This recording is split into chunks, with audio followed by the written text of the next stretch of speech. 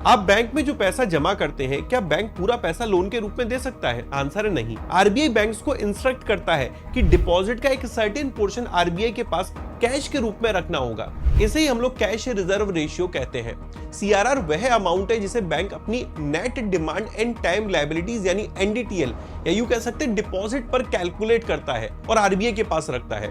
वर्तमान में सीआरआर 3% है, यानी यदि किसी बैंक के पास 100 रुपए की डिपॉजिट है तो उसे 3 रुपए आरबीआई के पास कैश के रूप में रखने होंगे और बचा कुचा यानी 97 का यूज वो लैंडिंग और अदर बैंकिंग एक्टिविटीज के लिए कर सकता है। ध्यान रखें, ये पैसा आरबीआई के पास केवल कैश फॉर्म में रखा जाता है, इस पर कोई आरबीआई इंटरेस्ट नहीं देता। इवन ये जो सीआरआर है ना, इसका प्रावधान आरबीआई एक्ट 1934 के सेक्शन 42 सबसेक्शन 1 में किया गया है। सीआरआर के लिए कोई मिनिमम या फिर मैक्सिमम स्टैट्यूटरी लिमिट निर्धारित नहीं है। अब इसकी इंपॉर्टेंस समझिए इकोनॉमी के कॉन्टेक्स्ट में।